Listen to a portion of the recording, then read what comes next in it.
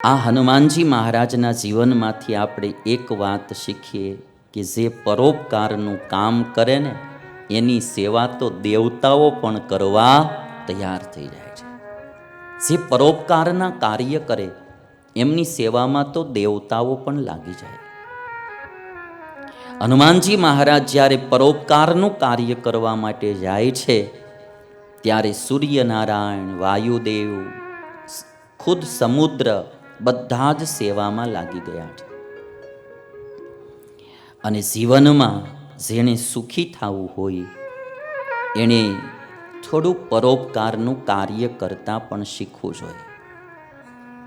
ઈશ્વરે આપણને જે કંઈ તન, મન, ધન, કળા, આવડત, બુદ્ધિ આપી હોય એ સમાજના ઉપયોગમાં આવે, લોકોના ઉપયોગમાં આવે, કોઈના ભલામાં કામમાં આવે એવા સારા કામ કરવા.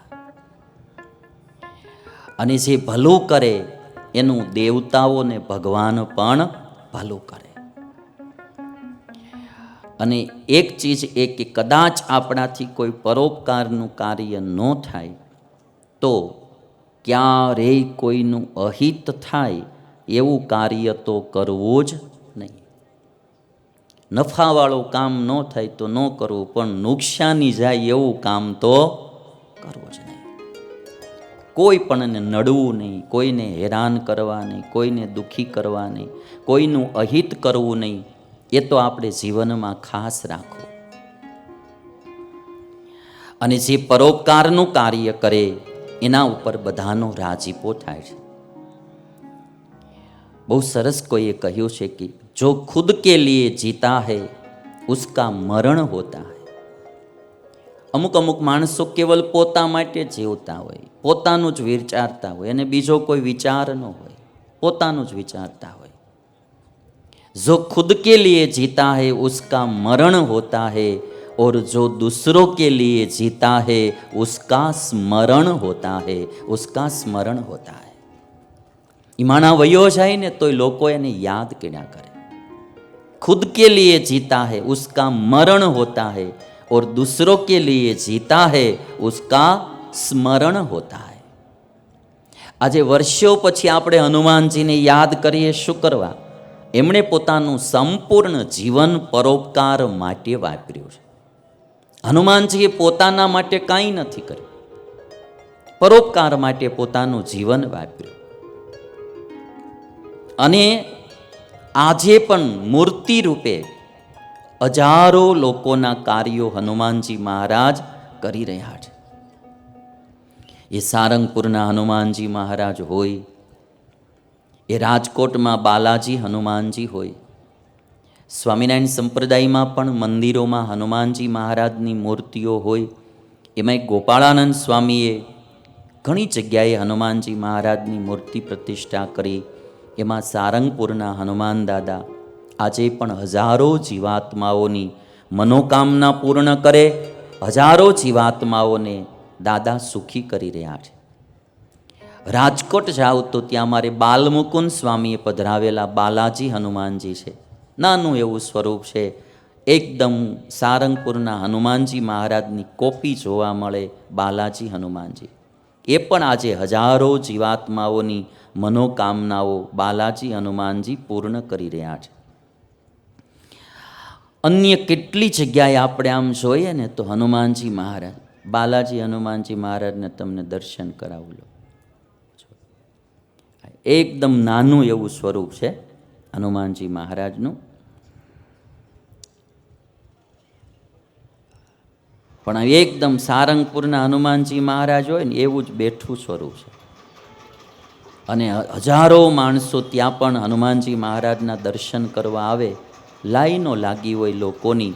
એવા આ પ્રતાપી હનુમાનજી મહારાજ છે. તો જે પરોપકાર માટે જીવે એમનું સ્મરણ થાય છે. અને ખાસ કરીને એક વાત કહેવાય કે દૂધનો સાર મલાઈ અને જીવનનો સાર ભલાઈ છે. દૂધનો સાર મલાઈ, જીવનનો સાર ભલાઈ છે. માટે આપણે પણ જીવનમાં થાય એટલું પરોપકારનું કાર્ય કરવું.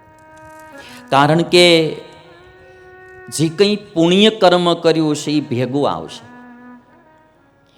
એક રાજા હતા ને એને 4 રાણીઓ હતી. 4 રાણીમાંથી પહેલી રાણી એને ખૂબ વાલી હતી. બહુ સરસ રૂપક કોઈ સંતોએ બતાવ્યું છે, સમજવા જેવું. રાજા એટલે આત્મા, અને આત્માને 4 રાણીમાં પહેલી રાણી એટલે આપણું શરીર. આત્માને પોતાનું શરીર સૌથી વધારે વાલું હોય. એટલે એક રાજાને પહેલી રાણી એટલે શરીર, એમાં અતિશય અને પ્રીતિ. બીજી રાણી રાજાની બહુ રૂપાળી હતી. એટલે ક્યાંય બહાર જવાનું હોય કાર્યક્રમમાં તો રાજા એ રાણીને ભેગી લેતા જાય. એટલે આમ થોડીક ઇમ્પ્રેસ પડે ને, એમ કે ભાઈ આમ બહુ સુંદર રાણીનો હું પતિ છું એમ. એટલે એ સુંદર રાણી હતી ને, બહાર ક્યાંય જવાનું હોય ને તો એને લેતા જાય. અને આત્માની દ્રષ્ટિએ જોવો એટલે બીજી રાણી એટલે સત્તા ને સંપત્તિ. સત્તા સંપત્તિથી માણસની એન્ટ્રી પડે, અહીં એની બીજી રાણી આત્માની. ત્રીજી રાણી રાજાની હતી ને, બહુ બુદ્ધિશાળી હતી. એટલે રાજાને કોઈ મુશ્કેલી આવે, કોઈ પ્રશ્ન આવે તો રાજા એની સલાહ સૂચન લે. એ એની ત્રીજી રાણી. આત્માની દ્રષ્ટિએ જોવો એટલે ત્રીજી રાણી એટલે સગાવાલા ને મિત્ર મંડળ. માણસને કંઈ પ્રોબ્લેમ આવે જીવને એટલે સગાવાલા ને મિત્ર મંડળની રાય લે, એની સલાહ સૂચન લે. આ ત્રીજી રાણી.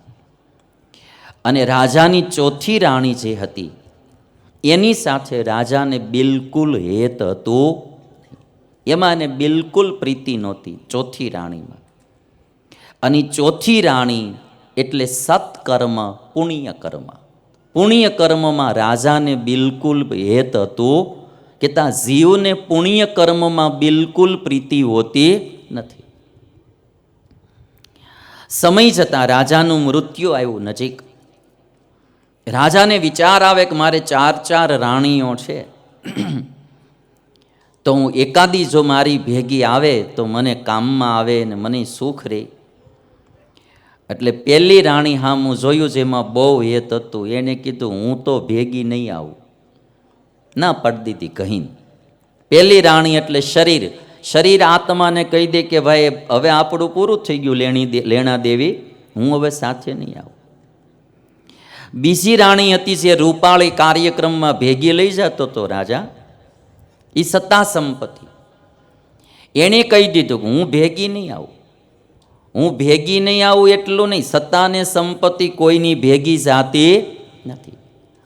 હું ભેગી નહીં આવું એટલું નહીં, જેવા તમે સ્મશાનને પોગશો ને એટલે હું ગમે ની હારે વરી જઈશ ફરી નીકે. કારણ કે માણસ જાય સ્મશાન એટલે એની સત્તા ને સંપત્તિ તરત બીજાના હાથમાં હોય જાય. એટલે કે છે કે હું તમારી ભેગી તો નહીં ચાલું, હું તો બીજા સાથે પરણી જઈશ. ત્રીજી રાણી છે સગાવાલા. એ ત્રીજી રાણીની હામું જોયું. ત્રીજી રાણી કહે છે કે ભાઈ અમારે કંઈક અમારી જવાબદારીઓ હોય, અમારા કર્તવ્યો હોય, અમે કોઈ ભેગા ન ચાલી શકીએ. સગા સંબંધી કે મિત્ર મંડળ પણ કોઈ ભેગું ન ચાલે, શરીર ભેગું ન ચાલે, આત્માની બુદ્ધિ સત્તા સંપત્તિ ભેગી ન ચાલે, હગાવાલા કે મિત્ર મંડળ કોઈ ભેગું ન ચાલે. અને ત્યારે ચોથી રાણી જેમાં રાજાને બિલકુલ હેત નહોતું, એ રાણી એટલે સત્કર્મ. એ કહે છે કે તમે કહેતા હો તો હું તમારી ભેગે ચાલો, હું તમારી ભેગે ચાલો. પણ હવે એમાં તો આને હેત જ કોઈ દી કર્યું ન હોય એટલે પછી મજા આવે નહીં. માટે મરતા પહેલાં આપણાથી થાય એવા સારા સત્કર્મ કરવા, પરોપકારના કાર્યો કરવા, એ હનુમાનજી મહારાજનું જીવન મને તમને પ્રેરણા આપે છે.